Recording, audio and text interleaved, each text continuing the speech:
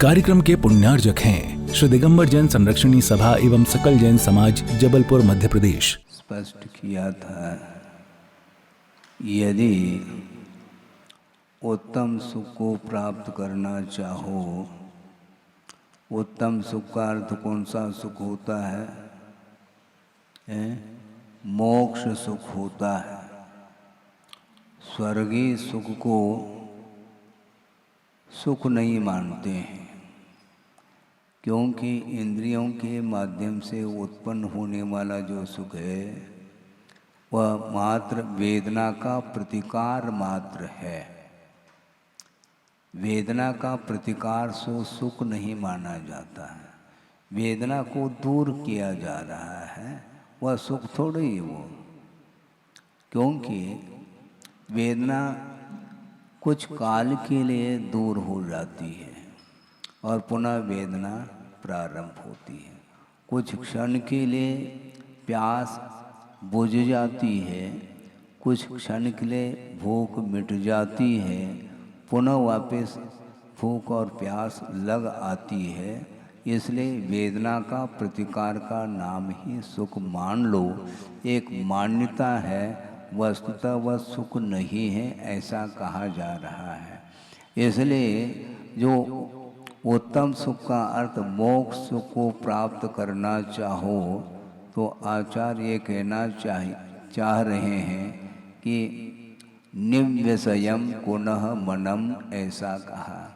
मन को विषयों से ऊपर उठाना चाहिए। मन हमेशा पंचेंद्रिय के विषयों को ही चाहता है और उसके माध्यम से उसकी मान्यता बनती चली जाती है कि इसके माध्यम से हमें सुख उत्पन्न हो रहा है। आपने कई बार देखा होगा और ये प्रसंग आगम में भी आता है। एक श्वान है, श्वान का अर्थ कुत्ता होता है, और वह स्मशान में पहुंचा है और वहाँ पर क्या कर रहा है वो? वहाँ पर जो हड्डी है उसको मुख में ले लिया, क्योंकि उसमें कुछ सुगंधी आ रही है, उसकी मांस आदि मान लो लिपटा हुआ है, तो उसको वह हड्डी को मुख में ले लेता है और जबाड़ के माध्यम से उसको चबाना प्रारंभ करता है। चबाते चबाते उसको ऐसा महसूस होता है कि इसमें से कुछ रस आ रहा है, जबकि उस हड्डी को चबाने के फलस्वरूप जबाड़ में से, मुख में से ही खून निकल आ रहा है और उसका स्वाद वह ले रहा है, और मान्यता ये हो जाती है कि इसमें से मुझे सुख उपलब्ध हो रहा है। इसी प्रकार पांचों इंद्रियों के माध्यम से जो कुछ भी सुख आप महसूस कर रहे हो, किंतु वह सुख नहीं है, वह सुखाभास है। कई बार यह विषय दिया है, इसके बाद भी उसकी मान्यता, संसारी प्राणी की मान्यता इससे ऊपर नहीं उठ पा रही है। इसी में वह सुख की मान्यता, विश्वास, अनंतकालीन यह विश्वास है उसका कि इसमें सुख मुझे मिलता है, और वह प्राण गंवा लेता है। 12 भावने में पढ़ते हैं, क्या पढ़ते हैं? जल नहीं पावे, प्राण गमावे, भटक भटक मरता, वस्तु पराई माने अपनी, भेद नहीं करता। बस हो गई पंक्ति। वस्तु पराई है और उसमें मान्यता स्वयं की ये मेरी वस्तु है, ये मान्यता अभी तक दूर नहीं हो पा रही। और मान्यता जब तक दूर नहीं होगी तब तक उसका आकर्षण बना रहता है। आस्था श्रद्धान जागृत होने के उपरांत भी उसका आकर्षण नहीं छूटता है, ये कहा जा रहा है। श्रद्धान होने के उपरांत भी उन पदार्थों के प्रति जो आकर्षण है वह दूर नहीं हो पाता, क्योंकि संस्कार वो डिलीट नहीं हो पाते हैं। संस्कार की बात कल भी चर्चा चल रही थी कि संस्कार जो है ना, ये कर्म के अनुदय में भी संस्कार बने रहते हैं। कर्म के उदय में कषाय का अनुभव करता है, क्रोध मान माया लोभ आदि का, किंतु भूमिका के अनुरूप मान लो कषाय का उदय नहीं भी है तो भी कषाय के उदय के साथ जो संस्कार पड़े हैं आत्मा के ऊपर, कषाय जन्य संस्कार, मोह जन्य संस्कार, वो दूर नहीं हो पाते। इसको बोलते हैं भवांतर तक ले जाता है। अभी आपको कोई भी स्वाद नहीं आ रहा है क्योंकि आप भोजन थोड़ी कर रहे हैं, लेकिन जो किया हुआ भोजन है उसके संस्कार बने हुए हैं, इसलिए बार बार उन्हीं चीज़ों को वह सेवन करना चाहता है। यह स्मृति का विषय बन जाता है। इसीलिए मन के माध्यम से संसारी प्राणी प्रति समय वह विषयों का उपभोग करता रहता है। मन के माध्यम से भी आनंद उसको आता है। स्वाद बिल्कुल नहीं आ रहा है किंतु स्मृति का विषय तो बना हुआ है, इसलिए हमें इसी प्रकार का विषय मुझे कालांतर में भी मिले, इस उद्देश्य को लेकर के वह पुरुषार्थ निरंतर करता रहता है। अभी जो आपने बनाया है, जो रसोई बनाई है, इसमें मज़ा नहीं आ रहा है। अच्छा, फिर किसमें कल परसों जो बनाया था वो अलग ही, वो उसका टेस्ट ही अलग है। टेस्ट करके देखा हमने, उसके साथ वो बेजोड़ है। हाँ, ऐसा बोलता है। ये वह जो उस दिन जो दिया था वह एक प्रकार से उसमें जो सुख मुझे उत्पन्न हुआ था वह अनुपम था, ऐसा वो बोलता है। और बार बार उसी प्रकार की सामग्री को जुटाने के लिए वह प्रयत्नशील रहता है। इसको बोलते हैं मन के माध्यम से निरंतर विषयों का ग्रहण होता रहता है। इसलिए उत्तम सुख का अर्थ मोक्ष सुख को प्राप्त करना चाहो तो निव्यसयम पुनः मनम, ऐसा कहा है। मन को विषय से ऊपर उठाओ, विषयाशा वशाती। तो महाराज ये तो आप अपनी बात कह रहे हैं, हम तो अपनी बात तो करेंगे, किंतु आप चाहेंगे तो आपके लिए भी तो वही परोसा जाएगा। हम उत्तम सुख का अनुभव करें और आपको सांसारिक सुख परोस दे, ऐसा थोड़ी होता है? ऐसा होता है क्या? आप चाहते क्या?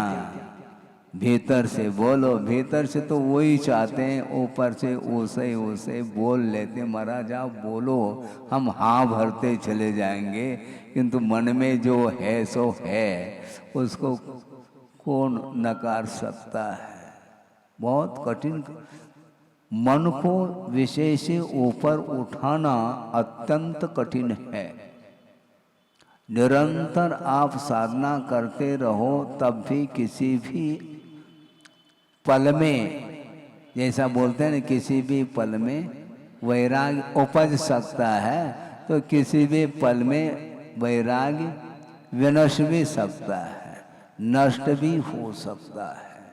इसलिए हमेशा श्रमण लोग अलर्ट रहते हैं और रहना चाहिए, ऐसा गुरुदेव का कहना है। परिचित व्यक्ति अपरिचित सा लगे, ये कहा जा रहा है। और आप लोग परिचय देना चाहते हैं, महाराज ये हमारे अमुक व्यक्ति हैं, अमुक व्यक्ति हैं। भैया तुम अपने मेजॉरिटी में रहो, तुम जो करना तुम जानो। यहाँ पर परिचय क्यों देना चाहते हैं? नमोस्तु करो। नमोस्तु तो बाद में करता है या उसी के साथ ऐड रहता है। महाराज नमोस्तु, हम वहाँ से आए हैं, उसी के साथ वह जुड़ा हुआ रहता है। मुख्य समाचार तो रहता है, कहाँ से प्रारंभ करूं, पहले कहीं से प्रारंभ करता है और अंत में मुख्य समाचार के माध्यम से उसको समाप्त करता है। उसके बिना वह बुलेटिन समाप्त नहीं होता। हाँ, प्रारंभ, क्योंकि एकदम डायरेक्ट कहना अच्छा नहीं है, पहला रास्ता बना ले फिर बाद में धीरे धीरे पहुंचेंगे। तो इस प्रकार उसके वो रहते हैं, इसलिए हम सब सुनते रहते हैं, कर क्या सकते हैं, दो कान हैं, सुनना तो पड़ेगा अपने को।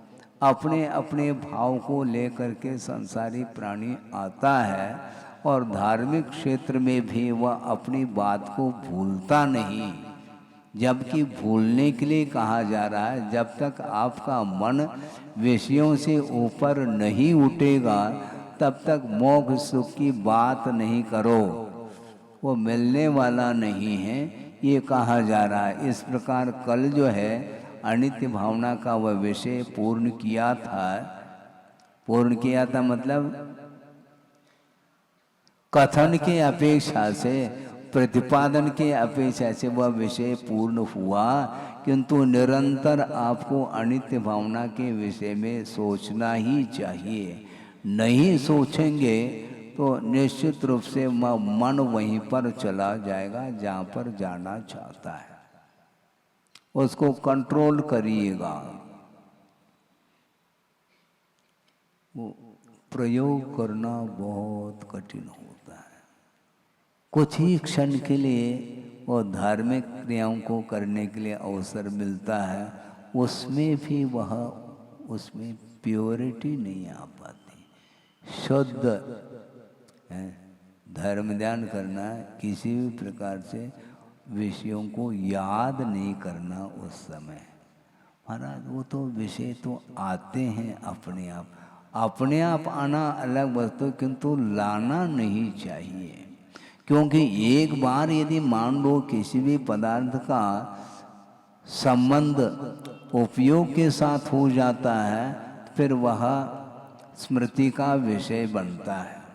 इसलिए हाइकू में गुरुदेव ने कहा है कि गे चिपके, अपने अपने गे चिपके, ज्ञान चिपकाता तो स्मृति हो आती। ज्ञान ही चिपका रहा है ये पदार्थों को। स्मृति का विषय जो बन रहा है वो अपने आप थोड़ी बनता है, उपयोग उन पदार्थों की ओर बार बार जा रहा है, इसलिए वो ज्ञेय पदार्थ आत्मा के साथ संबंध को प्राप्त हो जाते हैं। और एक क्षण के लिए भी मान लो उसका संबंध हुआ है तो वह ऐसा लगता है कि काफी दिन का यह संबंध है। भारी समस्या, बल्कि साधक के लिए भी यह बहुत बड़ा बाधक कारण सिद्ध होता है। यह परिचय ही परिचय का कारण बनता है। हाँ, कोई अपरिचित व्यक्ति है, उसको लेकर के न उसको कोई विकल्प है न हमें कोई विकल्प है। मान लो उसने नमोस्तु कर दिया, आशीर्वाद नहीं भी मिला है तो अपना कर्तव्य करके चला जाएगा, न हमें कोई विकल्प न उसको विकल्प है। किंतु परिचित व्यक्ति आ जाए और हाथ न उठे, फिर देख लेना क्या स्थिति बनती है। भारी समस्या है। इसी को बोलते हैं, आचार्य कहते हैं, परिचित भी अपरिचित सा लगे, ऐसा कहा जा रहा है। क्या परिचय? आत्मा के साथ कोई परिचय है ही नहीं है, किसी का कोई परिचय ही नहीं। जबकि आत्मा का जो स्वरूप है वह इंद्रियातीत आत्म तत्व है। किसी को भी वह आत्म तत्व दिखाई पड़ रहा है, वैसे ही देखने में नहीं आएगा, क्योंकि वह भौगोलिक वस्तु थोड़ी है। स्पर्श रस गंध वर्ण से वह अतीत है। उस आत्म तत्व की ओर उपयोग नहीं जा पा रहा है, इसलिए कोई भी व्यक्ति आते ही वह स्मृति का विषय प्रतिविज्ञान। प्रतिविज्ञान का अर्थ क्या होता है? पढ़ो थोड़ा सा। स्मृति और प्रत्यक्ष, इन दोनों का जो जोड़ रूप ज्ञान है उसका नाम प्रतिविज्ञान बोलते हैं। अर्थात यह वही व्यक्ति है जिसको हमने कल देखा था। कहाँ? मंडला में।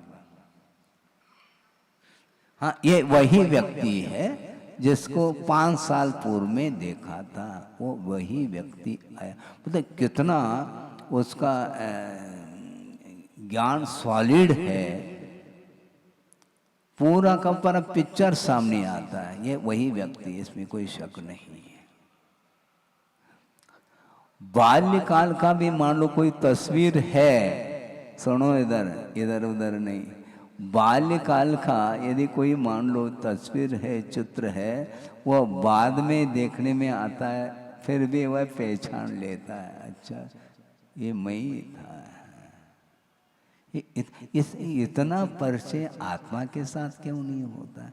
महाराज आत्मा तो दिखाई देती नहीं, आत्मा का कोई स्वाद नहीं है, आत्मा की कोई गंध ही नहीं है, स्पर्श का भी विषय नहीं बनता है। तो ऐसी स्थिति में आत्मा से क्या प्रयोजन है? जबकि आत्मा के अभाव में इस शरीर को 1 सेकंड के लिए भी घर में रखा नहीं जाता है, ध्यान रखो। कितना भी वह व्यक्ति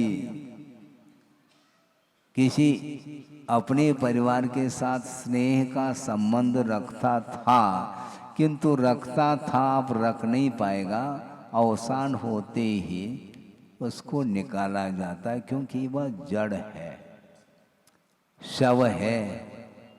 जब तक आत्मा है तब तक वह शिव की बात कर सकता है, हाँ। और शिव अर्थात आत्म तत्व उसमें से निकल गया, अब शव हो गया, और शिव की कौन बात करेगा? संभव नहीं है। ये सब सोचो विचार करो, 5 इंद्रियों के माध्यम से वही, सिवाय पौद्गलिक पदार्थ के अलावा कोई भी विषय पकड़ में नहीं आता है। हमने सुना था गुरुदेव ने 36 घंटे तक एक ही गाथा के ऊपर उन्होंने मनन चिंतन ध्यान आदि किया था। वो कौन सा है? अरसम रूवम गंधम अवत्तम चेदना गुणम सद्धम जान अलिंग गहनम जीवम अनिद्यत संठान, जिसका कोई आकार प्रकार नहीं, स्पर्श रस गंध वर्ण शब्द इससे वह रहित है। आकार प्रकार कोई संस्थान इत्यादि को कुछ है ही नहीं, और अलिंग ग्रहण का अर्थ किसी भी चिन्ह के द्वारा उसकी कोई पहचान नहीं हो सकती है। वह चैतन्य गुण वाला वह आत्म तत्व होता है। इस प्रकार उन्होंने ध्यान आदि किए हैं, ऐसा सुना था हमने। सोचो विचार करो, हम तो केवल पुद्गल को देख करके लट्टू हो रहे हैं, लाइट जल रहा है, लट्टू है? क्या है ये सब? ये निरंतर, अच्छा प्रतिदिन वही रिपीटेशन, वही पुनरावृत्ति वही हो रही है। नया कुछ भी काम नहीं किया संसारी प्राणी ने। अभी तक जो भी किया है केवल पुनरावृत्ति के अलावा, रिपीटेशन के अलावा कुछ भी नहीं किया है।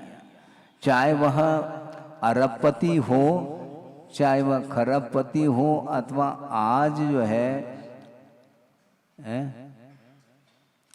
व्यवसाय करके आज का आज खा रहा है, पी रहा है, वह भी क्यों ना हो। इसके अलावा कुछ भी नहीं है। खाना पीना सोना, बस कमाना, उसी के लिए कमाया जाता है, और उसी के लिए कमाने के लिए वह समय को गंवा रहा है? और अच्छा दीर्घ जीवन जिया है इसने, दीर्घ काल, दीर्घ आयु, चिरंजीव। अच्छा, चिरंजीव का अर्थ क्या? चिरकाल तक जीवो, ये इसका अर्थ है। चिरंजीव का अर्थ वह पुत्र का प्रतीक बना है वो एक्चुअल में, और रूढ़ हुआ है। चिरंजीव का अर्थ और कुछ नहीं, चिरम जीवतु इति चिरंजीव, चिरकाल तक जिए, जियो बेटा, ये है वहाँ पर अर्थ। लेकिन चिरकाल तक जी करके भी उसने किया क्या जीवन में? कुछ भी नहीं किया, उसको गमाया है। इसलिए वस्तुतः के स्वरूप को जानते हुए भी वह अनजान बन बैठा है, जान नहीं पाता। इसलिए अनित्य भावना का स्वरूप यहाँ पर कथन किया गया 20-22 गाथाओं के माध्यम से। अब यहाँ पर अशरण भावना का वर्णन आचार्य कर रहे हैं। 9 गाथाओं के माध्यम से अशरण भावना का वर्णन किया जा रहा है। तत् भवे किम शरणम जत सुरिंदान दिसदे विलवो हरिहर बंभादिया काले नय कवलिया जत्थो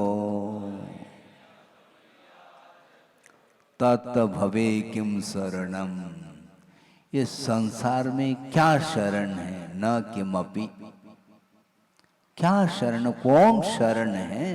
कोई नहीं। क्यों? जत सुरिंदान दिसदे विलवो, जो संसार में सुरेंद्रों का भी देवेंद्रों का भी विलय देखा जाता है, वहां पर किसके शरण जाए हम? सबसे महत्वपूर्ण संसार में वह पद माना जाता है, इंद्रों का जो पद है, अहमेंद्र है, इंद्र है, आदि आदि, इनका भी जब विलय देखने को मिल रहा है तो मैं किसके शरण जाऊं? कोई भी शरण नहीं है। इस प्रकार चिंतन करना चाहिए। हाँ, किसके शरण जाना? 4 ही शरण हैं। चत्तारि शरणम पवज्झामि, 4 के शरण में जाता हूँ, 400 के नहीं, 4 ही शरण। अरहंते शरणम पवज्झामि, सिद्धे शरणम पवज्झामि, साहू शरणम पवज्झामि, और केवली पन्नतम धम्मम शरणम। केवली प्रणीत जो धर्म है उस धर्म के शरण जाता हूँ। इस प्रकार प्रतिदिन हम बोल रहे हैं, किंतु बोलते हुए भी किसके शरण हम जा रहे हैं? सोचो, विचार करो। नहीं आता समझ में, लेकिन फिर भी समझने का हमें पुरुषार्थ ही करना है। बिना पुरुषार्थ अपने आप कोई भी कार्य संपादित नहीं हो सकता। चाहे वह लौकिक संबंधी कार्य हो, चाहे वह परमार्थ संबंधी कार्य हो, प्रत्येक कार्य को करने के लिए लगनशीलता के साथ अपने को पुरुषार्थ करना होगा। जिसका जैसा स्वरूप है उसको उस रूप में पहले श्रद्धान का विषय बनाना चाहिए, और श्रद्धान का विषय बनाने के उपरांत उसी के अनुरूप आचरण करने का भी पुरुषार्थ करना चाहिए। तब कहीं जा कर के वह विषयातीत अवस्था हमें प्राप्त हो सकती है। अन्यथा कोई भी शरण नहीं है। किसके शरण जाना? मैं अकेला हूं, कोई मेरा संबंध ही नहीं, कोई संबंध। इस निरंतर इस प्रकार जो चिंतन करेगा वो किसी भी व्यक्ति को देखे उसका उसके ऊपर कोई असर नहीं आएगा, आकर्षण समाप्त हो। शरीर है, और शरीर जब देवेंद्र तक, सुरेंद्र, नरेंद्र, ये सब जो है ना विलय को प्राप्त हो रहे हैं, तो ऐसी स्थिति में कौन शाश्वत है? हे गुरुवर शाश्वत सुख दर्शन। ये नग्न स्वरूप तुम्हारा है, हमारा नहीं है, तुम्हारा है। आप यदि उस पद को प्राप्त करना चाहो तो कौन रोक सकता है? कोई रोकने वाला नहीं, स्वयं ही रोक रहा है। अपने मोहजन्य जो परिणाम है वही आपके सद्गति को रोक रहे हैं। वस्तुतः सद्गति का अर्थ स्वर्ग देवगति नहीं, किंतु जो पंचम गति है निर्वाण, वही एकमात्र सद्गति मानी जाती है, क्योंकि वहां से पुनः वापस आना नहीं होता। आना जाना लगा हुआ है। हाँ। वासना एक बार चल रही थी और पंडित जी बैठे थे, षटखंड आगम की वासना, और वासना के दौरान उन्होंने कहा कि महाराज हम जा रहे हैं वासना समाप्ति की ओर। उस समय कहा महाराज हम जा रहे हैं, तो गुरुदेव ने क्या कहा? आना जाना लगा हुआ है। इसमें ये बहुत बड़ा सूत्र है, ये उस सूत्र का अनुवाद समझता हूं मैं। उत्पाद वे द्रव्य युक्तम सत। आना अर्थात उत्पाद, जाना अर्थात वे, लगा हुआ अर्थात ध्रुव, और है का अर्थ सत है। द्रव्य की अपेक्षा से पदार्थ अविनश्वर है, और जो आना और जाना ये जो है पर्याय की एकमात्र स्थिति है। पर्याय की विवक्षा में नव नवीन पर्यायें अवस्थाएं उत्पन्न होती है, उसको ले करके यह आकर्षित होता चला जाता है। ये नो कर्म का चक्कर जो है ना, ये छूटता नहीं, भयंकर रूप है। एक छोटा सा लड़का है और बहुत सुंदर है। आपको देख करके आपका आकर्षण उसके प्रति बढ़ रहा है, और एक कुरूप है तो देखना नहीं चाहेगा, जबकि दोनों तो वो एक पर्याय ही है। दोनों एक पर्याय तो है, लेकिन उसको तो नीचे रखना नहीं चाहता। कांच में बंद करके रख दें उसको, ऐसा लगता है उसको कि इतना सुंदर है, कितना सुंदर है। कोई सुंदर, कोई पर्याय है, वो शाश्वत नहीं है। वह वृक्ष हरा भरा कब तक रहेगा? अभी पौधा है इसलिए हरा भरा दिख रहा है, और समय पर आप उसके लिए जल आदि सिंचन करते रहते हैं, वो हरा भरा है। किंतु मान लो वह धीरे धीरे धीरे वह वृक्ष का रूप ले लेता है, और वृक्ष वह मान लो 150 साल हुए, 400-500 साल का हो गया, 1000 साल का हो गया मान लो, तो वो बूढ़ा हो गया वो भी, और धराशायी होता है। इसी को बोलते हैं विलय को प्राप्त होना, इसका यह स्वरूप है। कोई भी संसार में शाश्वत नहीं। द्रव्य के अपेक्षा से भले ही उसमें नित्यता देखने में आती हो, किंतु पर्यायों की अवस्थाओं की अपेक्षा से उसमें किसी भी प्रकार से नित्यता देखने में नहीं आती। इसलिए वैराग्य के लिए वह कारण बनता है। जब वस्तु नित्य नहीं है तो उसके शरण हम क्यों जाएं?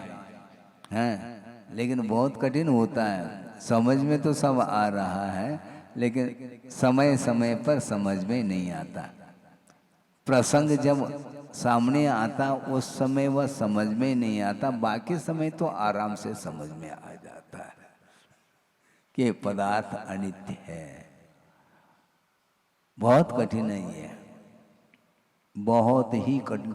इसीलिए निर्वाण को प्राप्त करने के लिए दीर्घ सहनन की आवश्यकता इसलिए पड़ती है, क्योंकि विपरीतता को झेलने की क्षमता जब तक इसमें शरीर में नहीं आएगी तब तक वह आगे बढ़ ही नहीं पाता है। हाँ, सहनन चाहिए, और सहनन मिलने के उपरांत भी यदि वैराग्य नहीं है तो वो सहनन का भी कोई महत्व है ही नहीं।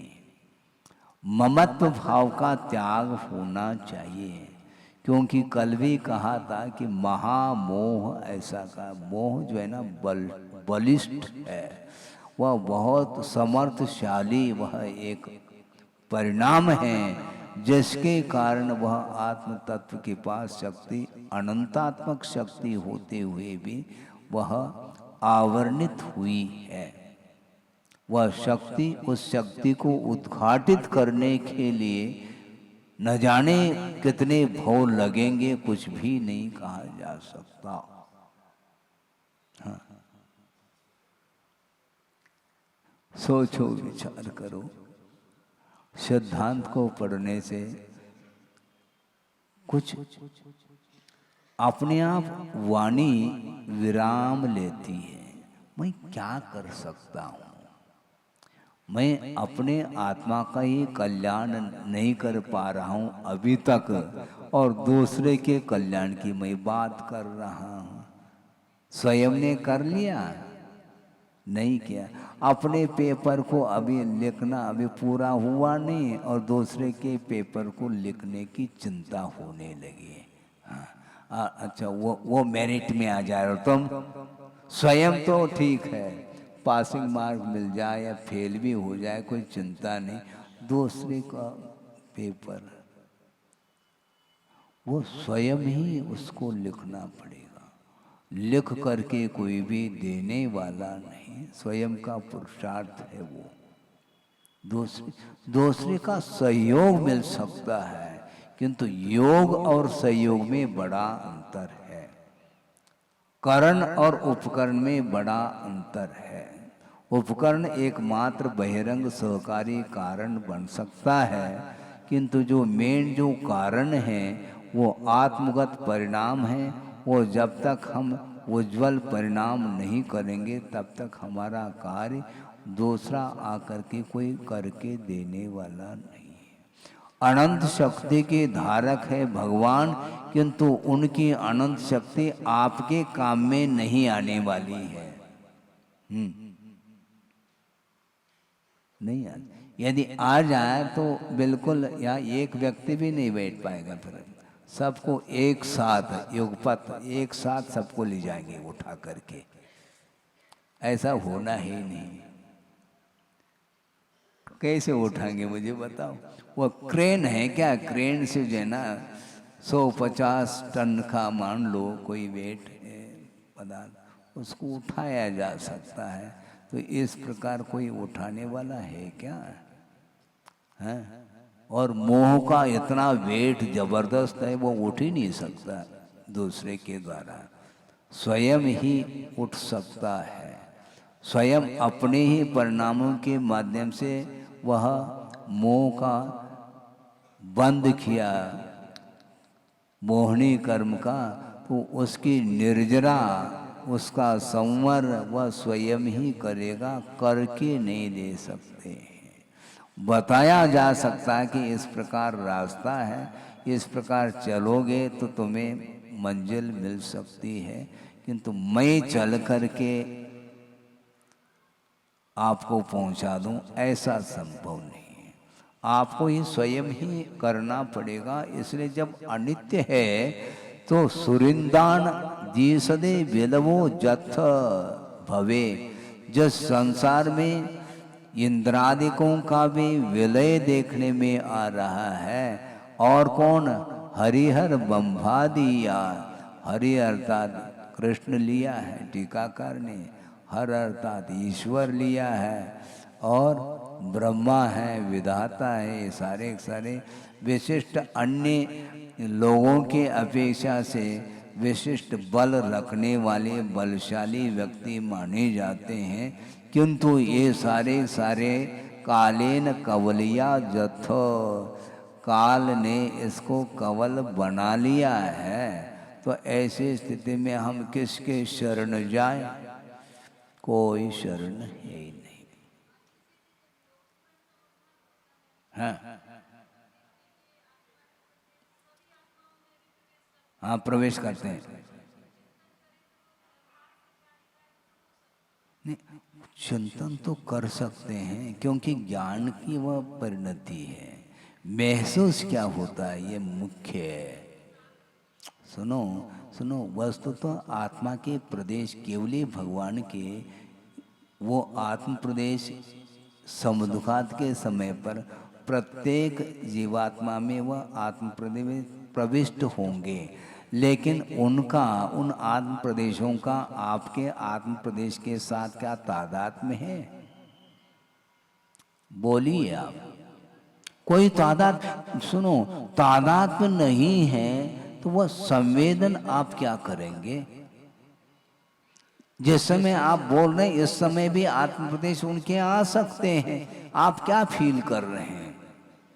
जिस समय आप भोजन कर रहे हैं उस समय उनके आत्म प्रदेश आ गए, और स्वाद हम भोजन का ले रहे हैं कि उनका कोई स्वाद आ रहा है? क्या महसूस हो रहा है मुझे बताओ आप।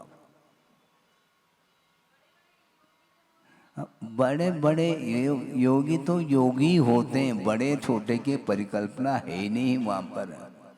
जो साधक होता है वही योगी माना जाता है। वस्तुतः संवेदन जो होता है, हमने कई बार आगम के अनुरूप रखने का प्रयास किया और गुरुदेव ने किया है, उसी को दोहराया है हमने। वो ये है कि पर पदार्थ को जानना अलग वस्तु, और संवेदन जो होगा वह पर का नहीं हो सकता। ये क्लियर है, ये श्रद्धा का विषय बनाना चाहिए।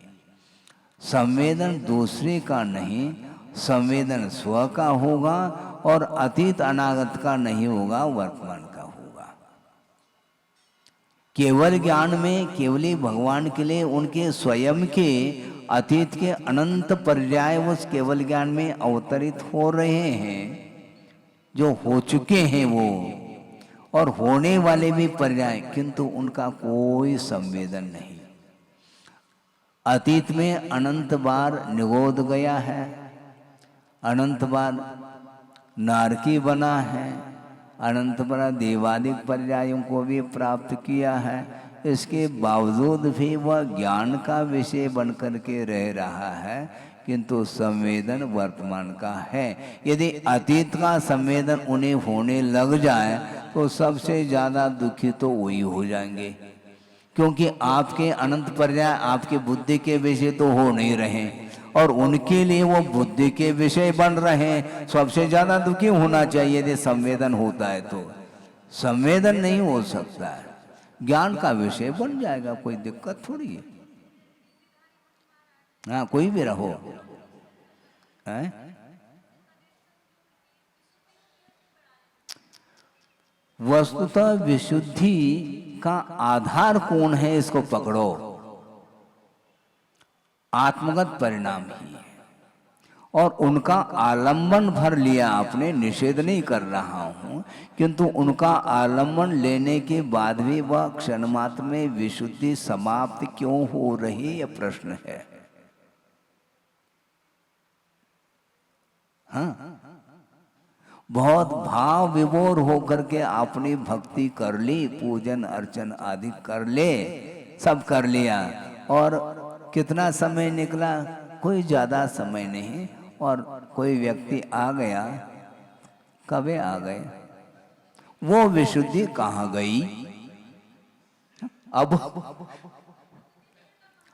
यही तो समस्या है, बहुत बड़ी समस्या है ये। आप भाव विभोर हो गए थे, कौन सामने आया ये भी ज्ञात नहीं था, बहुत अलौकिक आनंद आपको आ रहा था, वो एक क्षण के लिए रहा, और दूसरा व्यक्ति आते ही वह परिचित था, कबे आ गए।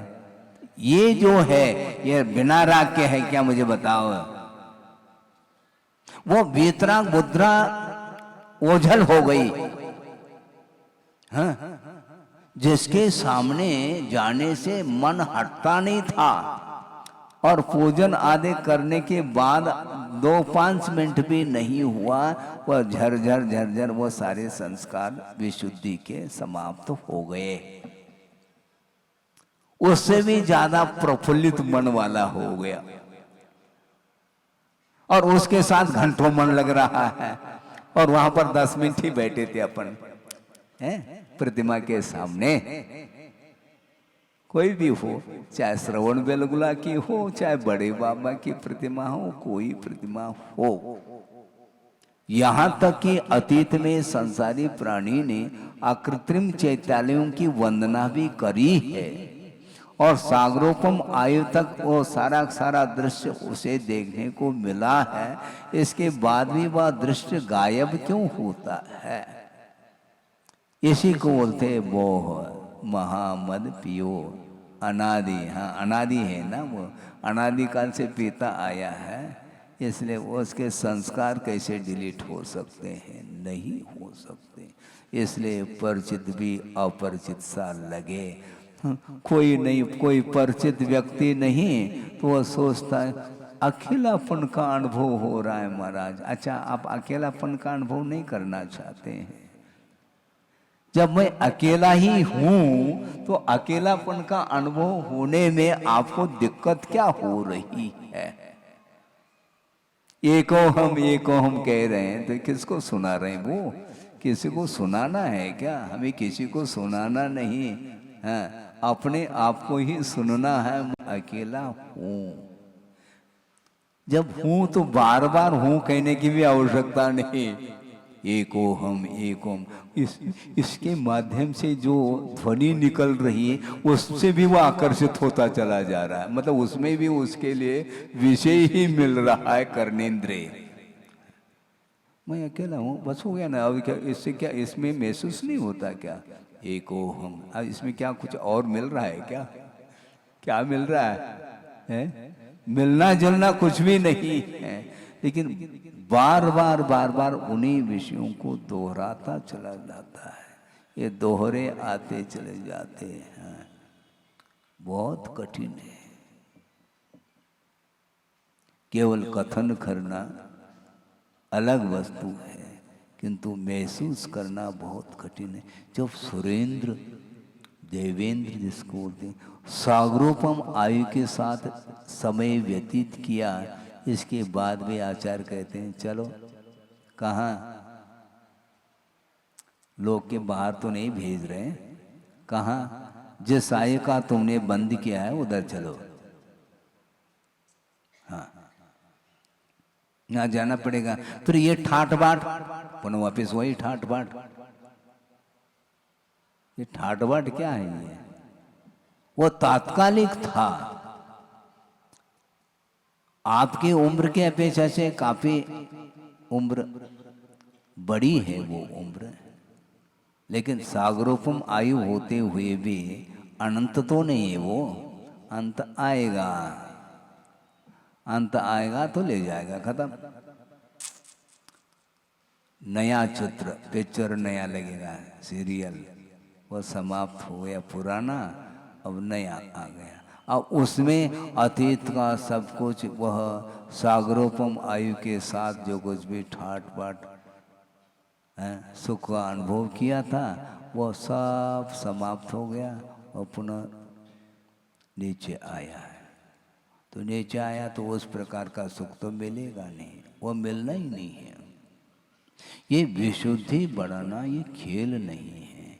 विशुद्धि के लिए बहुत, इसीलिए आचार्य कहते हैं अभीक्ष्ण सम्यक, वो है ही नहीं।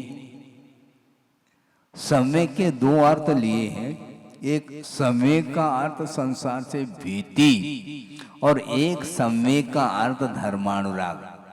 ये दो लिए हैं। धर्म के प्रति अनुराग होना चाहिए।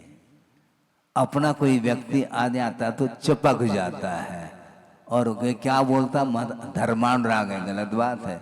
ऐसा धर्मानुराग इतना संकीर्ण होता है क्या? कोई भी व्यक्ति हो यदि गुणी है, उसको देख करके आपका मन प्रफुल्लित होना चाहिए, तब तो वह एक विशाल हृदय वाला माना जाता है। और संकीर्ण मनोवृत्ति वाला कभी भी जो है ना, जिस किसी को देखता है तो अपने अनुकूल हो तो उसके साथ संबंध जोड़ता है, नहीं है तो उसके साथ वह पीठ फेर देता है। ये जो है वस्तुतः ये विशुद्धि नहीं है। विशुद्धि का तो आप समझ क्या रहे हैं? विशुद्धि का तो सीधा सीधा हम ये पूछना चाहते हैं आपने, क्योंकि आपने जिज्ञासा रखी, प्रसंग बनाया है, अब उसको आगम के माध्यम से हमें समझना है। ये विशुद्धि 5 भावों के अपेक्षा से सोचते हैं तो किस भाव के अंतर्गत आता है? ये विशुद्धि किस भाव के अंतर्गत आती है? बोलो, एक दूसरे को क्यों पूछ रहे हैं? हाँ, ओदैया बंदियारा औदैक भाव है, ये ठीक है। वह कषाय की मंदता है, उसके आगे विकास के लिए उसके लिए गुंजाइश है, किंतु उद्देश्य यदि विकास को लेकर के है तो विकास उसका होगा। कषाय को मंदतर मंदतम बनाया है, किमर्थम? यह प्रश्न लागू होता है। आपने क्यों बनाया मंदतम? इसलिए बनाया क्योंकि वर्तमान में जो वैभव है वह इतना सा है, इसमें हमारा पेट नहीं भर रहा है, इसलिए विशुद्धि के माध्यम से उसको प्राप्त करना है जो यहाँ पर वह सुख नहीं मिलता है। इसके लिए उसने कषाय को मंद किया। और ये विशुद्धि किस काम की है मुझे बताओ, बोलो। क्योंकि क्षोभम भाव ही संवर और निर्जरा के लिए कारण है। दर्शन मुनि और चारित्र मुनि का जब क्षोभम होता है, उसके फलस्वरूप उसको सम्यक की उत्पत्ति अथवा चारित्र की उत्पत्ति होती है। नहीं है तो कषाय की मंदता के साथ वह चलता चला जाता है। एक सज्जन ने कहा था, हमें नाम नहीं लेता, नाम से कोई प्रयोजन नहीं। उन्होंने ये कहा था कि महाराज, हाँ क्या बताना चाहो, यहाँ पर मन नहीं लगता। कहाँ पर? इस देश में। कहाँ जाना? अमेरिका और भी बहुत सारी कंट्री हैं, वहाँ पर महाराज ऐसा लगता है बिल्कुल शांत वातावरण लगता है, क्योंकि अच्छे लंबे लंबे चौड़े चौड़े जो क्लीन एकदम रास्ते हैं, बड़े बड़े बिल्डिंग हैं, वहाँ पर एक दिन का भी देखने को नहीं मिलता। वहाँ पर नाले इत्यादि जो वहाँ पर, यहाँ पर ये क्या है? कुछ नहीं है, है ना, गटर जिसको बोलते हैं आप लोग हैं। यहाँ पर बदबू बदबू, वहाँ पर बिल्कुल, यहाँ पर प्रदूषित वातावरण है, और वहाँ पर ऐसा वातावरण है कि कुछ मत पूछो। अच्छा, वहाँ पर इस प्रकार का वातावरण जिसे मिला है वो कर क्या रहे हैं? जिन्हें जैन कुल नहीं मिला है और ये जो वैभव उसे प्राप्त हुआ है, उसके माध्यम से उनका वो किस क्षेत्र में विकास हो रहा है? कुछ नहीं वहां पर, सिवाय भौतिक क्षेत्र का ही वो एकमात्र वातावरण है। हाँ बिल्कुल। यदि इससे भी ज्यादा चाहो तो भोगभूमि में पहुंचो, क्या दिक्कत है? वहां पर भोगभूमि में 1 पल्य 2 पल्य 3 पल्य हैं, पल पल में सुख है वहां पर। और उससे और ज्यादा बढ़ना चाहो तो फिर देवगति में पहुंच जाओ। सागरोपम आयु तक किसी भी प्रकार से शारीरिक दुख नहीं वहां पर है, वहां पर रोग नहीं। डॉक्टर साहब आप क्या करोगे? आपकी दवाई नहीं बिकेगी। वहां पर पेशेंट है नहीं है? क्या करेंगे? दवाई काम में नहीं है। कोई शारीरिक दुख नहीं है, लेकिन शारीरिक दुख से भी भयानक मानसिक दुख का अनुभव करता है। सागरोपम आयु तक जो सामान्य जो पर्याय को लेकर के उत्पन्न हुआ है, वो जो देव है वो इंद्र के अधीन हैं, तो उसका जो दुख है वह पीड़ा कहीं नहीं जा सकती। स्वतंत्रता का अनुभव नहीं, वो जो कहेंगे वो करना। वाहन जाति के देव, अभियोग्य देव, वहां पर हम बनो, हाथी बनो हाथी, घोड़ा बनो घोड़ा, और उस पर वह सवार होकर के चले जाए। हालांकि शारीरिक कोई दुख नहीं है, इसके बाद भी वो जो पीड़ा है, मानसिक पीड़ा, वो भयानक है। इसलिए वहाँ पर जाने के उपरांत भी कोई सुख है नहीं। इसलिए विशुद्धि अलग वस्तु है। वह विशुद्धि कषाय की जो मंदता है, उसके पीछे आपका जो एम है, लक्ष्य जिसको बोलते हैं, उसके ऊपर निर्धारित है। आप व्रती हैं, आपका गुणस्थान पंचम है, किंतु लेशा पीत भी हो सकती है।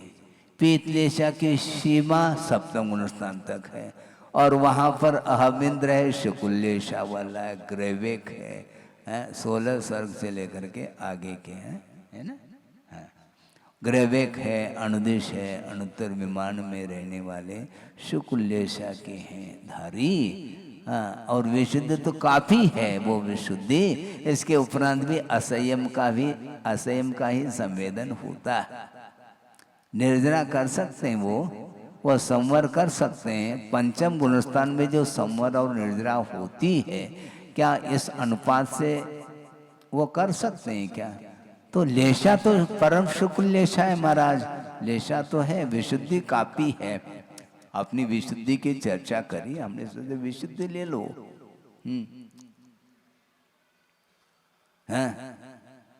निरंतर वह शुक्लेशा बनी रहेगी, रहने दो, किंतु असंयम का जो प्रभाव है उसके माध्यम से गुणस्थान में जो परिवर्तन है, वह कषाय के उदय के साथ उसका संबंध नहीं, कषाय के उपशम क्षय क्षोपशम के साथ संबंध रखता है। इसलिए हमें कषाय को मंद करना पर्याप्त नहीं, उसके आगे और बढ़ना है। क्योंकि एक प्रकार से आपने दीपक जलाया है, वह दीपक जल रहा है, उस दीपक नहीं जल रहा, तेल जल रहा है यूँ कह दो, और जलते जलते जलते वह दीपक बिल्कुल टिम टिम टिम कर रहा है, एकदम नीलिमा छा रही है उसमें, और तुरंत तेल अथवा घी डाल दिया, यथावत पुनः उद्दीप्त हो जाता है। उसी प्रकार विशुद्धि बढ़ गई बढ़ गई बढ़ गई और गई, समाप्त, पुनः तीव्रता के साथ परिणाम हो जाते हैं। इसलिए विशुद्धि बढ़ाने के पीछे आपका इरादा क्या है, आपका क्या लक्ष्य प्रयोजन है, अभिप्राय क्या है, यह महत्वपूर्ण है। इसलिए शरण किसका लेना? विशुद्धि तो बढ़ गई, किंतु विषयों का ही वह सहारा ले रहा है। बहुत अच्छा विषय है, शुक्ल लेशा वाला भी ग्रहण करता है, और ग्रहण करना ही एक प्रकार से इच्छा है। क्या कह रहा हूं? हाँ, चित्र दिखाया है शुक्ल लेशा के लिए। पका हुआ जो फल है आम आदि, वह नीचे गिर गया है, तो वह उठा रहा है। तो उठाने का अर्थ क्या? इच्छा तो है। उस प्रकार की आकुलता नहीं जो कृष्ण लेशा के अंदर आकुलता होती है, उस प्रकार की आकुलता तो नहीं है, किंतु ग्रहण का जो भाव है वो क्या है, हम ये पूछना चाहते हैं। वही औदैक भाव है, वही औदैक भाव है। वहां पर देवों में जो मानसिक जो आहार होता है, वह एक सागर के पीछे 1000 वर्ष, तो 33 सागर के आयु जिसकी है, 33,000 वर्ष के बाद, ठीक कह रहा हूँ, 33,000 वर्ष के बाद एक बार वह ग्रहण करता है। इसका अर्थ उस समय आकुलता हो रही, तभी तो ग्रहण किया जा रहा है। हाँ, ग्रहण करने का नाम ये आकुलता, बिना इच्छा के वह ग्रहण नहीं कर सकता है। यदि बिना इच्छा के ग्रहण कर लें तो बिफोर भी ग्रहण कर लेना चाहिए, वो नहीं कर सकता है। और उतना काल व्यतीत होते ही वह श्वासोच्छ्वास की क्रिया भी चालू हो जाएगी कुछ क्षण के लिए, और वह मानसिक आहार भी वह ले लेता है। तो ये लेना क्या है, यही औदैहिक ग्रहण करना, ये अपने आप में धर्म ज्ञान नहीं, ऐसा हमारा कहना है। हमारा मतलब आगम कर्म का कहना। हाँ, होंगे ना, संकलेश के भी कई भेद होंगे, संकलेश के भी असंख्यात लोक प्रमाण भेद है, तो विशुद्धि के भी असंख्यात लोक प्रमाण भेद है, क्या दिक्कत है। लेकिन वह औदैहिक भाव ही माना जाएगा ना, क्योंकि औदैहिक भाव के जो 21 भेद गिनाए हैं उसमें 6 लेशाओं का समावेश है, इसलिए उसको क्षोभ्रम भाव के अंतर्गत ले नहीं सकेंगे। क्षोभ्रम भाव के भेद तो 18 किए हैं, ये विशुद्धि को हम क्षोभ्रम के भाव के अंतर्गत ले लें क्या? नहीं है। हाँ, ले ठीक है ना, तो विशुद्धि लब्धि अभावी को भी प्राप्त होती है, क्या लेना देना उससे। भव्वा भव्येषु सामन्ना, भव्य हो अथवा अभव्य हो, उसके पास में वह क्षोभ्रम लब्धि है, विशुद्ध लब्धि है, देशना लब्धि और प्रायिक लब्धि, ये सारा सूक्ष्म विषय है। ये होने के उपरांत भी वह कर्ण लब्धि में उसका प्रवेश संभव नहीं। हाँ, इसलिए क्षोभ्रम नहीं हो सकता। और कोई भी बने, मूल ये है, यदि वह सम्यक दर्शन के अभिमुख यदि है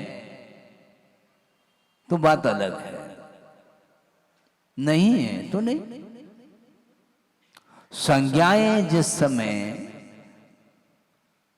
जागृत होती हैं उस समय वह किस भाव के अंतर्गत लेंगे, इन संज्ञाओं को हम एक पूछना चाहते हैं। ये सारी संज्ञाएं औदैहिक भाव है, इसलिए उन्होंने पापप्रद ऐसा कहा कुंद देव ने। आहार संज्ञा, भय संज्ञा, वासना और परिग्रह, ये चारों संज्ञाएं पापप्रद हैं, ऐसा कहा। इस कार्यक्रम के पुण्यार्जक थे श्री दिगंबर जैन संरक्षणी सभा एवं सकल जैन समाज, जबलपुर, मध्य प्रदेश।